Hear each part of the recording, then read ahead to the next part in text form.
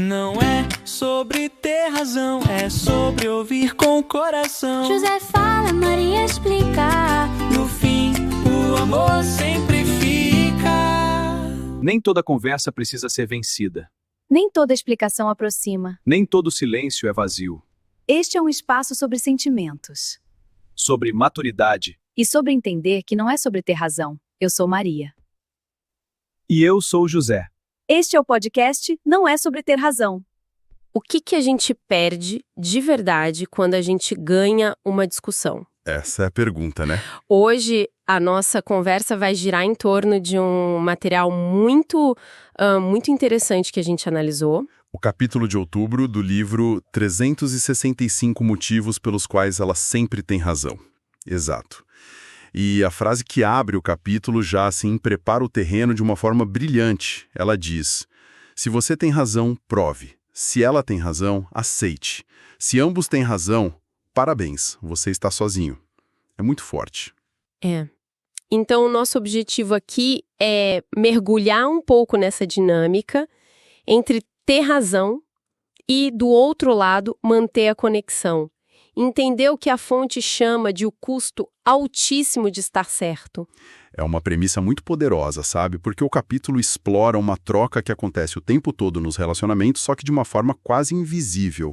Que troca é essa? Essa negociação constante entre a validação do nosso ego, tipo a necessidade de estar certo, e a saúde do vínculo, do afeto. O autor até chama isso de o preço da razão sem afeto. E o que a gente vai ver é como essa balança pode pender para um lado bem perigoso, sabe? Sem que a gente nem se dê conta. Certo. Então vamos por partes. A primeira camada que o material traz são as consequências mais imediatas. É quase o dano colateral de vencer um argumento. Pois é.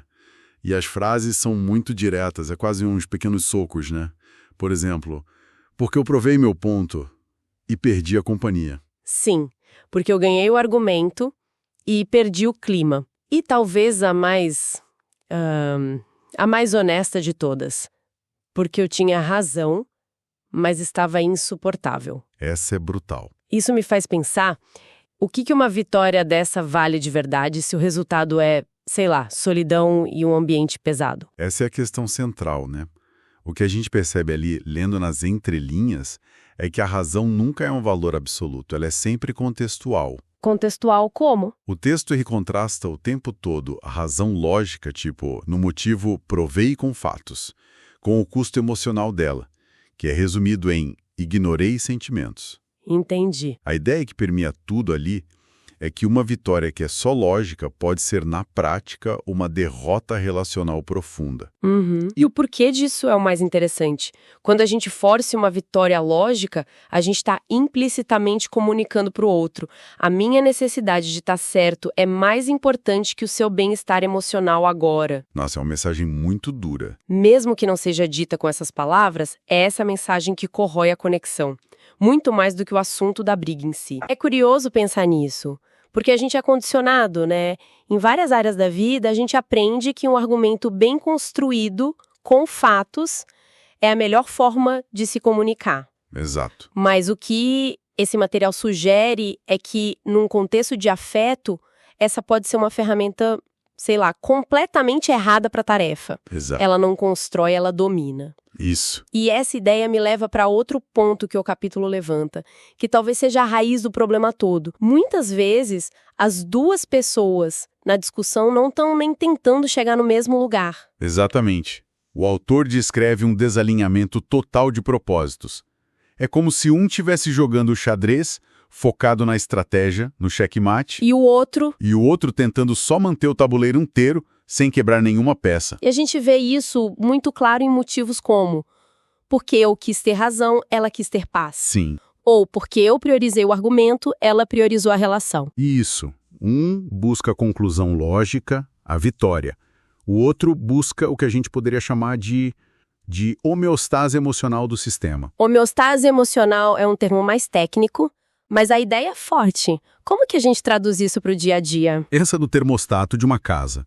Uma pessoa está tentando ajustar a temperatura para todo mundo ficar confortável, para o ambiente voltar a ser seguro e estável. Ok. A outra pessoa está argumentando que a temperatura ideal, segundo a física, é 21,7 graus, e não abre mão disso. A busca pela homeostase é essa tentativa de manter o equilíbrio, a calma.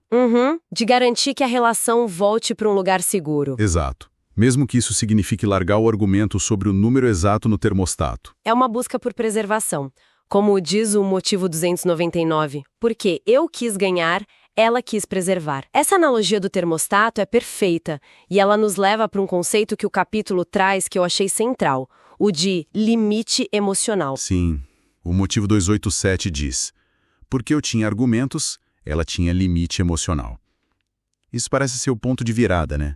Não é mais sobre quem tem os melhores fatos. Sim, e é crucial entender que na visão do autor, esse limite emocional não é uma fraqueza, não é uma incapacidade de argumentar. Não, pelo contrário. Ele é posicionado como um trunfo superior. Quase um mecanismo de defesa da própria relação. Tipo um disjuntor. É a melhor imagem. Um disjuntor que desarma para evitar que o sistema inteiro queime. Quando esse limite é atingido, a conversa lógica até pode continuar, mas a conexão já foi para o espaço. A insistência vira só barulho, destruição pura. O ponto de inflexão é descrito de forma devastadora no motivo seguinte. Porque eu continuei falando, ela parou de ouvir. Acabou o jogo ali. A pessoa pode estar fisicamente presente, mas emocionalmente ela já saiu da sala. Ela parou de ouvir. É de uma simplicidade que dói. Resume em 4 palavras uma experiência que às vezes a gente leva anos para entender. Fiquei coando. Totalmente. E essa saída da sala nos leva direto para a consequência final que o capítulo explora, que é a mais grave. O isolamento. A solidão como preço de sempre ter razão. É uma progressão. É lógico, e é emocional. Primeiro você ganha o argumento, perde o clima. Depois percebe que estava jogando um jogo diferente. E aí? Aí você se dá conta do resultado final. Exato. O autor usa frases que criam essa correlação direta que não dá para negar. Porque eu estava certo demais e sozinho demais. E esse demais é a chave, né? É a chave. Não é sobre estar certo, é sobre o excesso, a rigidez. Outro motivo. Porque eu estava certo, mas não estava junto. Traça uma linha brutal. Ele separa o estado de ter razão do estado de ter uma parceria. Nesse contexto, as duas coisas não conseguem existir ao mesmo tempo. Mas, pensando aqui, existe um contraponto. O capítulo parece sugerir que ter razão é sempre um erro estratégico na relação. Mas e as situações em que um ponto precisa ser colocado, por respeito ou para corrigir um erro que tem consequências reais? O material fala desse limite? É uma pergunta importante. O material não defende que se deva aceitar o erro ou abandonar a verdade. Sabe, o foco não é no conteúdo do que se discute, mas no modo como se discute. Na modalidade da interação? Isso. A crítica é a necessidade de provar o ponto a qualquer custo. A virada de chave que o capítulo propõe não é sobre quem está certo ou errado, mas sobre redefinir o que é vencer. O que seria essa redefinição? No motivo 302, a ideia é apresentada como uma escolha consciente. A de estar junto em vez de estar certo.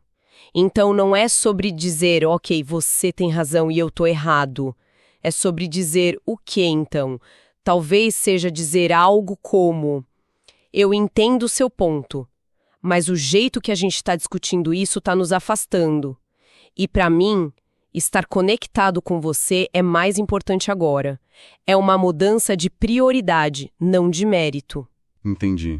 A vitória, então, é preservar o vínculo. Isso ressignifica tudo. Completamente. E nos leva à conclusão poderosa do capítulo, no motivo 304, que amarra todas essas ideias.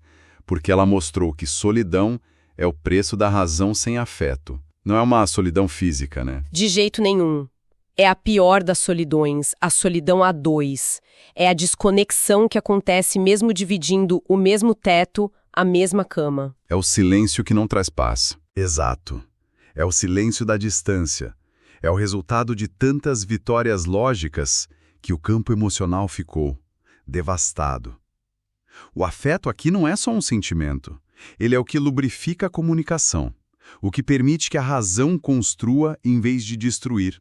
Sem ele, a razão vira uma arma. Uma arma fria e cortante, que no fim só serve para cortar laços. Então, no final das contas, o que fica disso tudo? A grande lição que emerge desse capítulo é que cada discussão, por menor que seja, nos apresenta uma escolha. É uma bifurcação entre o caminho de provar um ponto e o de preservar uma conexão. E que a insistência na lógica pura, sem esse contrapeso do afeto, acaba criando um vácuo, um espaço onde se pode até estar coberto de razão, mas no fundo se está sozinho. Exato. E isso nos deixa com uma questão final para a gente refletir, que vem direto da estrutura do material. O capítulo é uma série de aprendizados do ponto de vista de quem olha para trás e reconhece os próprios excessos. Certo. Isso nos leva a uma pergunta importante para o presente. Se, como diz um dos motivos, razão demais afasta quem a gente ama, qual é o gesto concreto? Qual é a escolha, no meio da tensão, que começa a encurtar essa distância? Como se faz isso na prática, né? Como se escolhe priorizar a relação na prática, antes que o limite emocional seja atingido e o silêncio se instale? A fonte nos dá o destino à escolha de estar junto, mas o desafio que fica é encontrar um mapa para chegar lá no calor do momento. Talvez hoje não seja sobre responder. Talvez seja só sobre perceber. Se isso fez sentido, guarde. Se não fez, deixe passar. A gente se encontra no próximo episódio. A gente se encontra no próximo episódio. Não é sobre ter razão, é sobre ouvir com o coração. José fala, Maria explica. No fim, o amor sempre